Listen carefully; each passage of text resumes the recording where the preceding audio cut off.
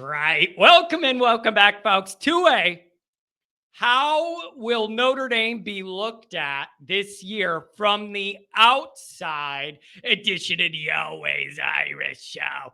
As always, thank you for being here, folks. Settle in. This is going to be fun. Hit subscribe if you haven't yet. You can find the program on YouTube. Give the video a thumbs up. That helps me as well. Notifications on, you know why. That way you'll be alerted every time a new episode drops. Something rattles around in whatever brain matter I have left, and I got to let you know about it. Twitter, search bar Always Irish Rat, Always Irish Inc. Emails, alwaysirishnd@gmail.com. Audio only anywhere you want me. You can get me. Call-in line seems to be working fine. About time. 312-900-8815 if you want to tell Johnny all you heard and seen. Fighting Irish Wire every damn day. Tune in, type it in Google, Fighting Irish Wire, and then read what we write about your favorite team. Welcome in, welcome back. As always, thank you for being here. I don't know why I'm in a good mood. I'm just kind of in a good mood today. It's rare. Don't question it. Just let me roll with it. As you all know, this is not going to be breaking news to you, folks. Notre Dame is quite polarizing. From the outside, sure. Everybody hates us, and I wouldn't want it any other way. Like when I say it's Notre Dame against the world, everybody hates Notre Dame, everybody wants Notre Dame to fail. Yeah, I like that. That's the point. I want us to be that team. I want us to be that group that everybody has circled to hate.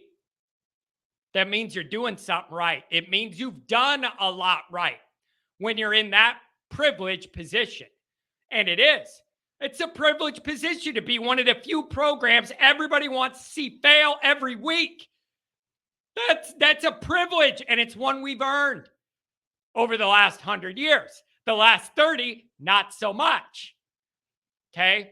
So, nationally, from the outside, every other fan base, whatever, they all hate Notre Dame, and we love it. I love it. But even internally, the last month and a half in Notre Dame land has shown we disagree a lot and often. But at the end of the day, that group, we're all generally pulling from the same end of the rope, just have different ideas how to get to pull it across the finish line, right? But for the purposes of today's discussion, I want to focus on the circle outside Notre Dame. So when I say outside our Notre Dame circle, I mean other fans, national media, beat guys of the teams we play, idiot fans online, all of it. That's outside. Not anybody in the day-to-day milieu of worrying about Notre Dame. Outsiders. Groups that are already opposed to Notre Dame and don't want us to be good. How are they going to judge us this year? There's a really easy answer. The big three. The big three. That's how. That is how the perception of what Notre Dame is going to be built. The big three. Regular fans are going to watch their team and their conferences every week, all these other run-of-the-mill Saturdays, until these three primetime matchups where they're all going to pour themselves a bunch of drinks and root against Notre Dame. Okay? And they're going to watch it and enjoy it if things go bad for us. In the meantime, I'm worried about NC State early in the year, tricky road trips to Duke and Louisville and where they're built in the schedule.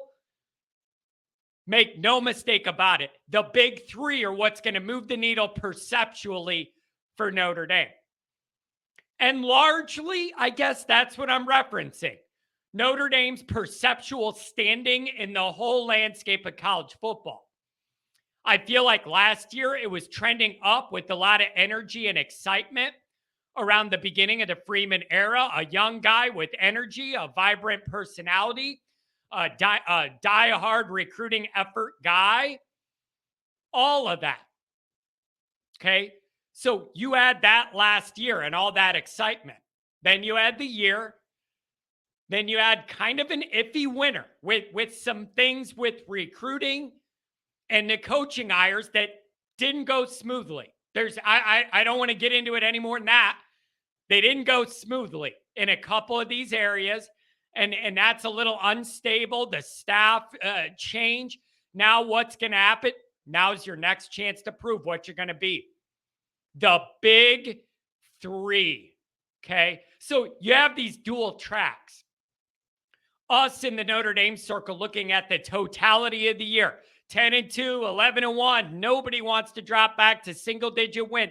Like, we have all the big picture scope of overall record and what that's going to mean. Perceptually, nationally, you have three chances. You have three chances. And I say that because Notre Dame can lose a couple dumb games, whatever dumb games and everything, and then beat Clemson on the road, and that's going to get a lot more attention than us losing like a Marshall or Stanford last year. Like, those losses play bigger to us inside than they do nationally. But when you get in one of those big three, that's all anybody's going to care about that week. Regardless of your record or any other dumb games you lost, those are the moments that are going to shape the perception. The big three, which brings me to the actual big three. They're the same big three as last year. And that's interesting because it's a really nice year one to year two test when you have three top high quality programs that you're playing 2 years in a row. You won 1 out of 3 last year. It's year 2. People want to see incremental progress. You better get 2 out of 3 this year, Marcus. You better get 2 out of those 3 minimum. And oh, by the way, one of them has to be USC. It just has to be. It has to be. As much as I love Marcus Freeman and his personality and all that, you don't get to start 0-2 against USC. I don't care if Jesus is coaching the team. I love the guy. You can't start out 0-2 against our hated rival.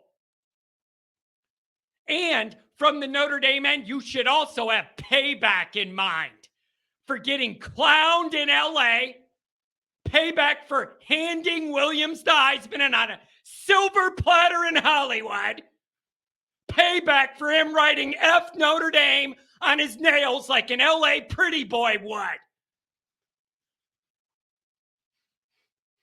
For all those reasons, I don't care the other whatever, you got to win that one of the big three. Have to have it, 100%.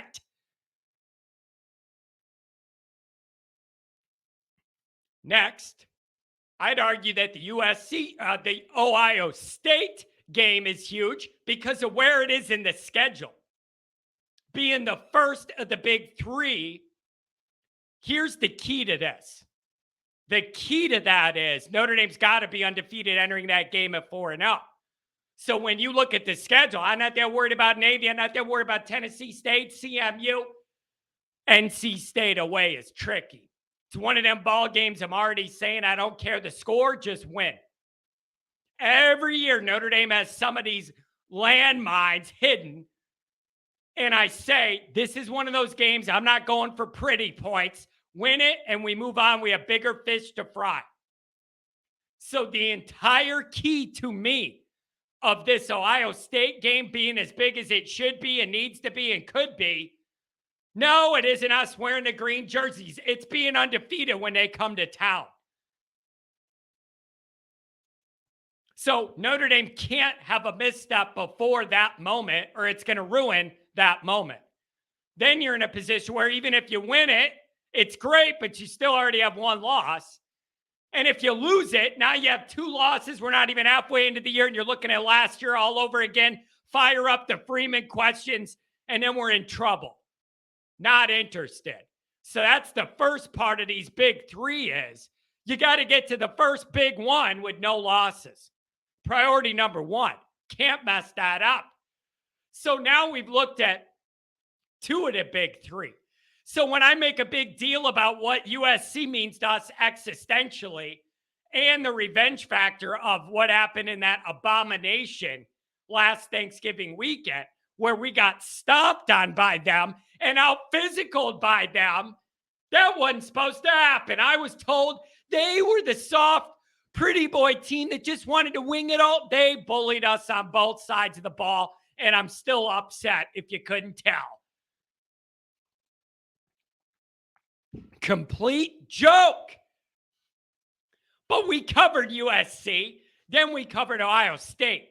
I made those seem so important. That pushes Clemson down to the 3 out of 3 spot. But here's the deal with that. Depending on what happens before it, nobody's going to feel like this is the third important game if both Notre Dame and Clemson's playoff hopes are in the line in that game in November.